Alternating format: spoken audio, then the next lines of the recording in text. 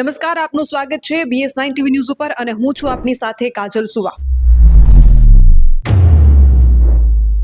કડદાકાંડમાં જે ખેડૂતોએ જેલવાસ ભોગવ્યો છે એમને એક પછી એક જામીન મળી રહ્યા છે અને જે ખેડૂતોને જામીન મળે છે એમની ખાસ BS9ની ટીમ મુલાકાત લે છે, એમના અનુભવો પૂછે છે અને જે દિવસે કડદાકાંડ થયો હતો ત્યારે વાસ્તવિક સ્થિતિ શું હતી એ જાણવાનો અમે પ્રયત્ન કરતા રહીએ છીએ। ત્યારે એમાંથી 3 ખેડૂતોને આજે જામીન મળ્યા છે અને BS9ની ઓફિસે તેઓ ઉપસ્થિત છે અને મારે એમની સાથે વાત કરવી છે, ખાસ કરીને રાજુભાઈ બોરખતરિયા, કે તે દિવસે જે ઘટના થઈ હતી અને તમારા ઉપર જે લાઠીચાર્જ થયો હતો, ખૂબ તમારી ઈજાગ્રસ્ત થયા હતા, હાલત ખૂબ ગંભીર હતી, શું કહેશો એ દિવસને લઈને?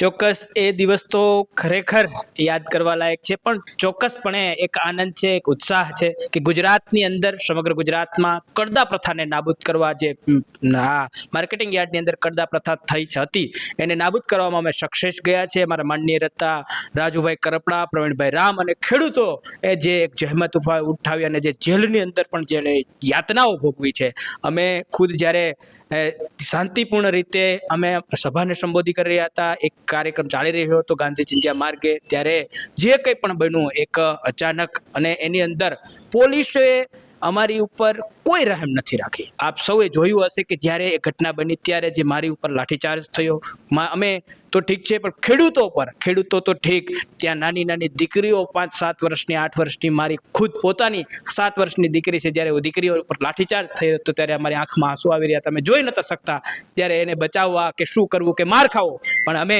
અમારી જાતને મહત્વ ના આપ્યું, એમને બચાવવા માટે, ખેડૂતોની લડાઈ માટે અમે ઉતરી ગયા અને એમને ખૂબ માર્યા, ખૂબ પીટા।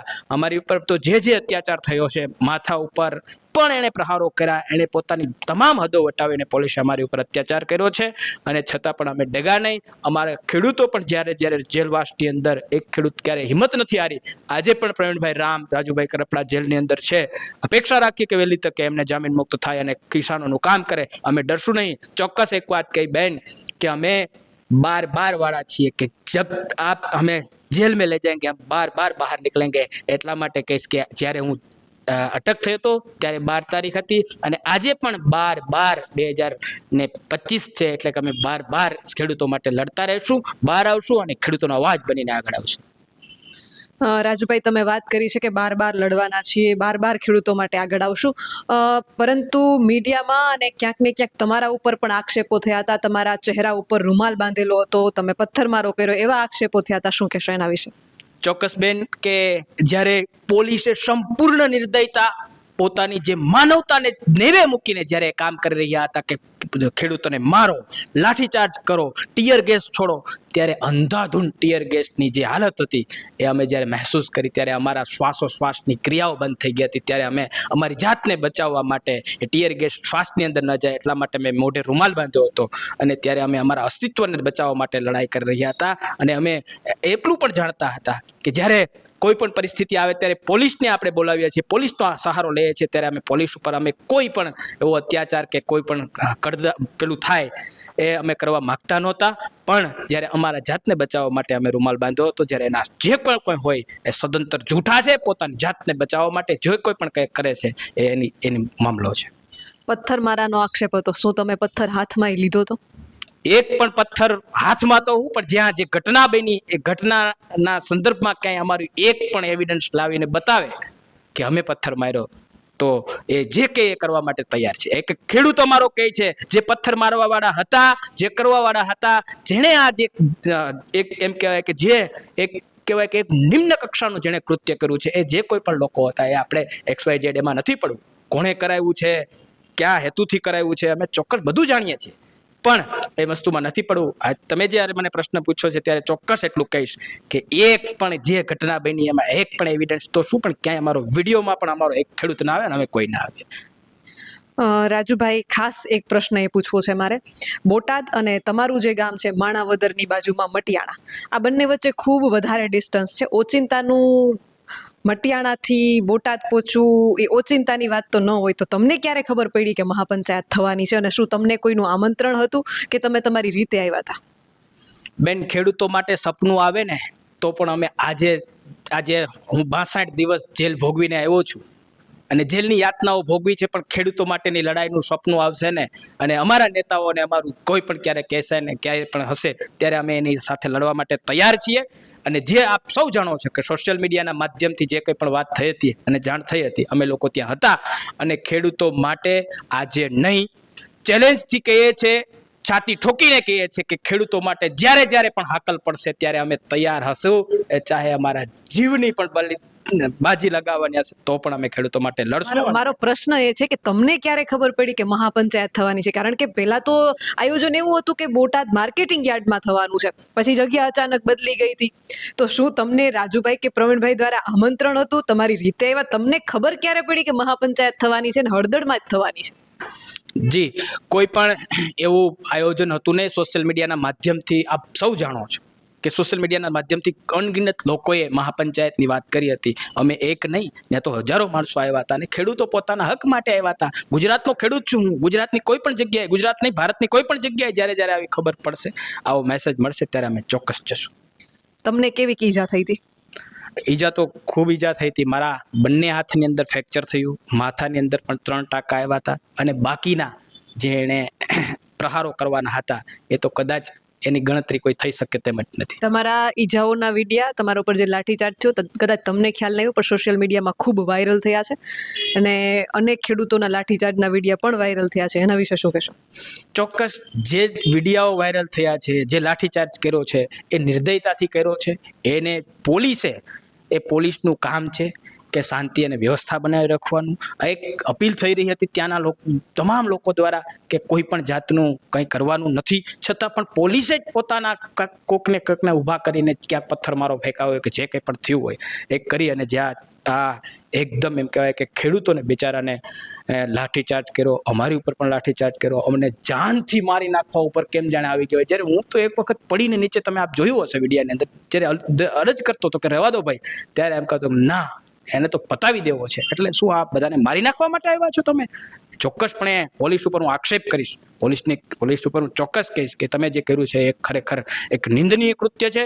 એક એમ કહેવાય કે એક ખૂબ નીચ કક્ષાનું કૃત્ય કર્યું છે અને ખેડૂતો સાથે થયું છે, એટલે એ વાતનો દુઃખ છે.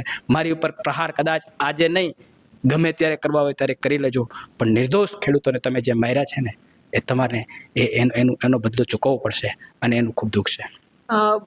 જે હળદળમાં જે ઘટના બની હતી એના પડઘા આખા ગુજરાતમાં પડ્યા છે, અને તમે ખેડૂત તો છો પણ સાથે સાથે આમ આદમી પાર્ટીના એક નેતા પણ છો. તો હળદળની ઘટનાને લઈ અને આગામી સમયમાં હવે આપની શું રણનીતિ રહેશે? આપની નહીં, તમામ ખેડૂતોની, ગુજરાતના ખેડૂતોની રણનીતિ નહીં, એનો મૂળ છે, એનો મિજાજ છે કે જ્યારે કડદા પ્રથા સમગ્ર ગુજરાતની અંદર નાબૂદ થઈ છે, આજથી અમારી નીતિ, જ્યારે જેલની બહાર પગ મૂક્યો છે ત્યારથી નક્કી કર્યું છે કે વંદે માતરમ, ભારત માતાની જય, જય જવાન જય કિસાનનો નારો બોલાવ્યો છે. ત્યારે નક્કી કર્યું છે કે ગુજરાતનો ખેડૂત ક્યાંય પણ હાકલ કરશે ત્યાં અમે ઊભા રહીશું. માર્કેટિંગ યાર્ડ હોય કે કોઈ પણ જગ્યાએ હોય, એક યુરિયા ખાતર હોય, ડીએપી હોય, કે જ્યાં પણ ખેડૂતોને જરૂર પડશે ત્યારે અમારી તમામ ટીમ અને અમે લોકો એના માટે તૈયાર છે. જ્યાં જરૂર પડશે ત્યાં અમે લોકો જવા માટે. જેલના એ 61 દિવસો, મારો આખરી સવાલ, એ 61 દિવસો કેવા હતા અને કઈ રીતના જેલમાં એ દિવસ વિતાવ્યા?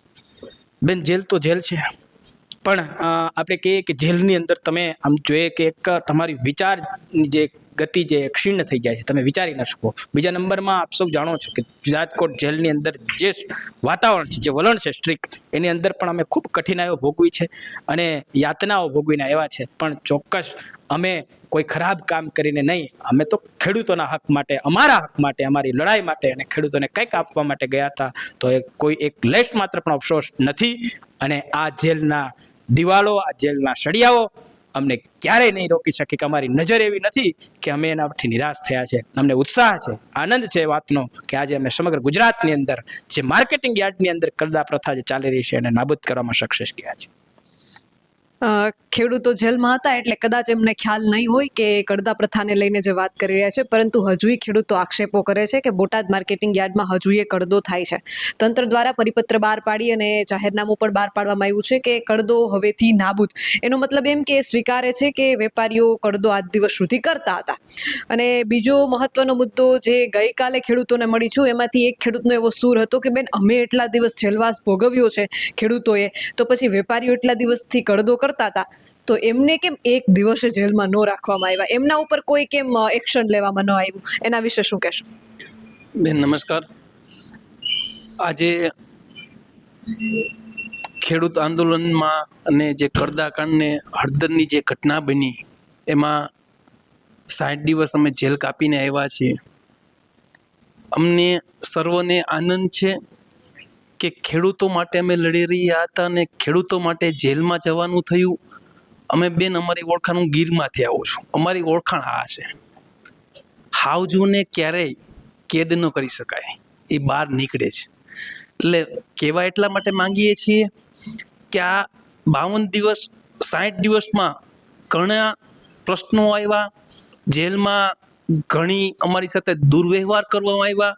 બેન રાજકોટ જેલમાં જ્યારે અમારી એન્ટ્રી થઈ, મારા વાળ જોજો, મેં એટલા માટે વાળ નથી કાપ્યા કે અમારા તમામ ખેડૂતોના જે 38 ખેડૂતો આવ્યા એના મોરલ તોડવા માટે આ જેલની અંદર અમારા બધાના ટકા કરવામાં આવ્યા.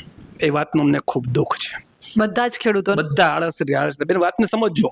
ને બીજે દિવસેથી એ પ્રથા બંધ થઈ જાય છે, અન્ય કેદીઓને નહીં. ખેડૂતોના 38 ખેડૂતો હતા એને ટકા કરવામાં આવ્યા છે.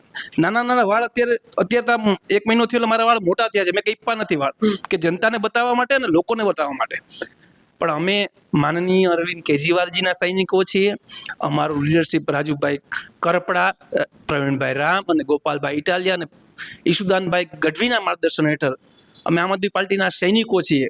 ખેડૂતોને જ્યાં જ્યાં અન્યાય થાય છે ત્યાં ખેડૂતો માટે લડીએ છીએ અને લડતા રહેશું. આ મારું કોઈ પેલું જેલ જવાનું કારણ નહોતું. આની પહેલા પણ મેં જ્યારે આંદોલન કર્યા, ભ્રષ્ટ ભાજપ સામે અવાજો ઉઠાવ્યા, ત્યારે પણ મને જેલમાં નાખવામાં આવ્યો છે. કહેવાનો મતલબ એ છે કે ભ્રષ્ટ ભાજપ આ ષડયંત્રપૂર્વક કાવતરું રચવામાં આવ્યું. આ હળદરની ઘટના બને જ નહીં. બેન હું તમને દાવા સાથે કહું છું, હળદરની ઘટના બને જ નહીં. હળદર શાંતિપૂર્વક રીતના સભા ચાલી રહી હતી.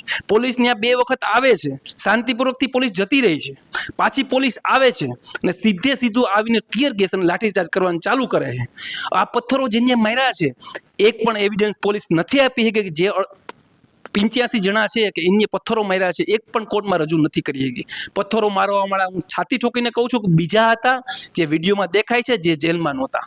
પણ નિર્દોષ ખેડૂતોને ભાજપે જેલ ભેગું કરી અને પૂરવાનું કામ કર્યું છે. ત્યારે મને સમગ્ર ગુજરાતના ખેડૂત ઉપર વિશ્વાસ છે. આવનારા સમયમાં સમગ્ર ગુજરાતનો ખેડૂત એક થઈને આ ભ્રષ્ટ ભાજપને સત્તામાંથી ઉખાડી ફેંકવાનું આ હળદરના આંદોલન પછી કામ કરશે, એ મને સંપૂર્ણ વિશ્વાસ છે. તમે કીધું કે જે રીતે તમને તમારા વાળ કાપવામાં આવ્યા છે અને જે રીતે ખેડૂતો સાથે વર્તન થયું છે, અને તમે કહો છો કે બીજા દિવસે અન્ય કોઈ કેદીઓ સાથે આ રીતનું વર્તન નથી થયું, તો ગુજરાતના ઇતિહાસમાં જે રીતે કડદાકાંડમાં ખેડૂતો પર લાઠીચાર્જ થયો એ પણ યોગ્ય તો ન જ હતો. પરંતુ ક્યાંક ને ક્યાંક દાવાઓ એવા થઈ રહ્યા છે કે આ આંદોલન જે છે એ આપનું છે, પેલી પાર્ટીનું છે, આ પાર્ટીનું છે. તમે ત્યાં સ્થળ ઉપર હાજર હતા. સર્વપ્રથમ કાકડી ચાળો કોણે કર્યો હતો અને જે બુકાની પહેરેલા લોકો હતા ત્યાંથી જે ટેરેસ ઉપરથી પથ્થર ફેંકતા હતા, એ કોણ હતા? તમારા મત મુજબ તમે શું જોયું હતું તે દિવસે? બેન હું ફરી રિપીટ કરું છું કે જે 68 જણોને અમે જ્યારે અંદર હતા એરેસ્ટ કરવામાં આવ્યા, એમાં પોલીસે એક પણ જગ્યાએ એવું એવિડન્સ નથી આપ્યું કે આ વ્યક્તિ પથ્થર મારવામાં છે. પોલીસે એવું કીધું છે શંકાના દાયરામાં છે, પણ સત્ય કીધી છે પથ્થરો મારે છે, ખુલ્લેઆમ મારે છે. બીજા નંબરમાં બેન ગાદી પલટાવાળા 30 જણાઓ છે જેને બુકાની પહેરી નથી. વિડીયો આપશ્રીએ પણ જોયા છે ને જનતાએ પણ જોયેલા છે. એમાંથી એક પણ માણસ જેલમાં નથી. એ કોણ હતા? કોના માણસો હતા? આની તપાસ ન થવી જોઈએ? આની તપાસ કેમ નથી થઈ? સંપૂર્ણપણે અમને ખબર છે કે આ આંદોલન આમ આદમી પાર્ટી કિસાનોનો અવાજ બની છે. કોંગ્રેસે ક્યારેય કડદા વિશે ક્યારેય કંઈ બોલી નથી. આમ આદમી પાર્ટી જનતાનો અને ખેડૂતોનો અવાજ ઉઠાવ્યો છે. સત્યના માર્ગે અવાજ હતો. આંદોલન મોટું થાય એમ હતું. એની ભીતિ હતી ને ભાજપને પણ ખબર પડી ગઈ હતી કે આંદોલન બહુ મોટું સ્વરૂપ લઈ એમ છે, એટલે કાકડી ચાળો કરવામાં આવ્યો છે. અને તપાસ સંપૂર્ણ પણ થવી જોઈએ. તમે વિડીયોમાં જે દેખાય છે એ લોકોનો ઓળખ પડખ થવી જોઈએ. ને પોલીસ બેન ધારા તો શું ન કરી શકે? પોલીસ ખાલી બેન મારો રોલ એવું છે, મને 16 તારીખે એરેસ્ટ કરવામાં આવ્યો. મારું એફઆઈઆરમાં ક્યાંય નામ નથી. હું આમ આદમી પાર્ટીનો પ્રદેશનો હોદ્દેદાર છું. પોલીસે મને એરેસ્ટ ક્યાં આધારે કર્યો? બેન આપશ્રી અત્યારે મને યાદ છે એ દિવસ રાજુભાઈને ખંભે બેહાડવા વ્યક્તિ હું હતો. એના આધારે કે ખંભે રાજુભાઈને કેમ બેહાડ્યા એની ઉપર મને કોર્ટમાં પણ એક બયાન દીધું. એને કોર્ટમાં પણ એવું જ કહેવામાં આવ્યું આઈઓ દ્વારા કે રાજુભાઈ કરપડાને ખંભે બેહાડનાર વ્યક્તિ અને આમ આદમી પાર્ટીનો લીડર છે અને જુનાગઢથી છેટ આવે છે. કોર્ટે ત્યારે એને સ્પષ્ટ શબ્દમાં કીધું કે કોઈ પણ પાર્ટીનો નેતા હોય, કોઈ પણ આંદોલન હોય, એમાં જાવ હોય કોઈ ગુનો છે? આ કોઈ પણ વસ્તુનો એવિડન્સ હોય તો કયો. એટલે આજે મને મારા પહેલી જ વખત જામીન મુકાણા સીધે સીધા અમને જામીન મુક્ત કરવામાં આવ્યા. સત્ય હકીકત બેની વસ્તુ સત્ય હકીકત છે કે એક પણ વ્યક્તિ પથ્થર મારવાવાળામાં નથી, એક પણ વ્યક્તિ ગાડી પલટાવાળામાં નથી, છતાં પણ આ નિર્દોષ ખેડૂતોને વ્યક્તિઓ કોણ છે જેમણે ગાડી પલટાવી છે, જેમને સર્વપ્રથમ કાકરી ચાળો કર્યો છે? તમે ત્યાં હતા, જોયું છે બધું. કોણ હતું એ? બેની વિડીયામાં દેખાય છે, અમે ઓળખતા તો નથી. એ વિડીયામાં દેખાય છે. એ તપાસનો વિષય તો પોલીસનો છે. આ તપાસ કરવી એ વિષય તો પોલીસનો છે, અમારો નથી. એ અમે બહારથી આવીએ છીએ. કેટલા લોકો જે છે એ કાયદેસરના પથ્થરમારો કરે છે. કાવતર ત્યાં સુધી કોઈ કાવતર એક બાબત એ પણ છે કે જે રીતે ટેરેસ ઉપર મોટી સંખ્યામાં પથ્થરો ભેગા થયા હતા, તો ઓચિંતાના અગાસી ઉપર, ધાબા ઉપર પથ્થર ઓચિંતાના તો ન આવે, તો એ પથ્થરોને પહેલા તો ભેગા કરવામાં આવ્યા હશે, પછી ફેંકવામાં આવ્યા હશે. શું કહેશે એના વિશે? એ જ વિષય પર હું આવું છું. હું તમને એ જ વાત કહેવા માંગુ છું કે પથ્થરો ભેગા કોને કર્યા, કોને ખબર પડી કે હળદરમાં સભા છે? બીજા નંબરમાં કે પથ્થરો ત્યાં આવ્યા છે તો પોલીસે તપાસ કેમ નથી કરતી? પોલીસે આ 85 જણાની એરેસ્ટ કર્યા. એક પણ ઉપર એવો આરોપ નથી કે આ પથ્થર છે એ આ લોકોએ ફેંકા છે. ક્યાંય પણ કોર્ટમાં પોલીસ નથી બોલતી. જ્યાં પણ દલીલ કોર્ટમાં થઈ છે તમામ લોકોની, એક પણ જગ્યાએ નથી બોલતી કે આ વ્યક્તિએ પથ્થર માર્યો છે કે આ વ્યક્તિ છે પથ્થર મારવામાં છે. આનું રીઝન શું છે? તો કોણ છે કાવતરું રચવામાં? સત્યગતિ વસ્તુ છે કે આંદોલનને વિખરવા માટે સંપૂર્ણપણે આયોજનપૂર્વક આ પથ્થરમારો અન્ય લોકો દ્વારા કરવામાં આવ્યો છે. હું પોલીસને કહું છું, જો તમે સત્યતા હોય અને તમે જ્યારે પોલીસમાં જોબ લ્યો છો ત્યારે તમે ઈશ્વરના સોગંદ લઈને એ શપથ લ્યો છો, તો સત્યતાના આ વસ્તુમાં શું થઈ છે સત્યતા બહાર લાવો એ મારી વિનંતી છે. તમે એક આપના નેતા પણ છો. જે ઘટના બોટાદમાં બની એ પછી હવે આગામી સમયમાં આપના નેતા તરીકે, ખેડૂતોના આગેવાન તરીકે આગામી સમયમાં હવે તમારી શું રણનીતિ રહેશે? બેન, આવનારા સમયમાં ખેડૂતો માટે પહેલા પણ લડતા હતા અને અત્યારે પણ લડીએ છીએ. આવનારા સમયમાં બોટાદમાં હજુ કડદો થાય છે, ખેડૂતો દાવા કરે છે, એને લઈને શું કહેશો? બેન, કડદો થશે તો પાછું કદાચ રાજુભાઈ કરપડા જેલમાં આવશે તો પિયુષ પરમાર ત્યાં જશે, એ કહું છું. અને બીજા નંબરમાં કે બેન, ખેડૂતો માટે આવનારા સમયમાં આ 30 વર્ષના ભ્રષ્ટ ભાજપના શાસન પછી, અને કોંગ્રેસ તો ક્યાંય છે જ નહીં, કોંગ્રેસે ભાજપની ગોદમાં બેહવા સિવાય કંઈ કર્યું નથી. અમે ખેડૂતો માટે જ્યાં જ્યાં લડવું પડશે ત્યાં લડશું. અને સમગ્ર ગુજરાતના ખેડૂતને હું આપના માધ્યમથી વિનંતી અને આગ્રહ કરવા માંગુ છું કે હવે ખેડૂતોએ એકજૂટ થવું પડશે.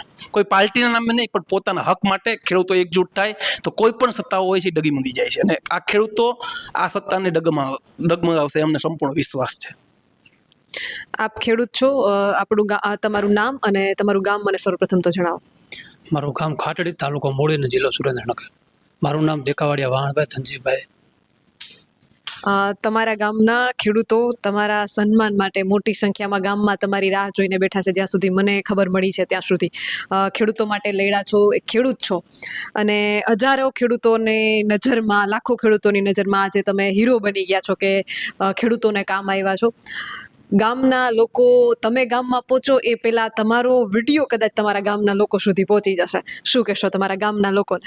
ગામના લોકોને જરૂરથી કહીશ કે હું ખેડૂતો માટે હરહંમેશ લડતો રહીશ. અને જેલના એ 61 દિવસ જેલનો એ અનુભવ? જેલનો અનુભવ તો બહુ જોયો. મેં બહુ તકલીફ વાળું છે અહીં રાજકોટ.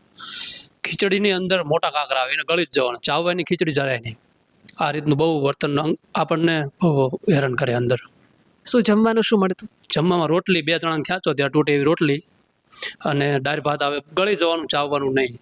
ચાવો તો દાંત ભાંગી જાય. બહુ તકલીફ જેવું છે અંદર.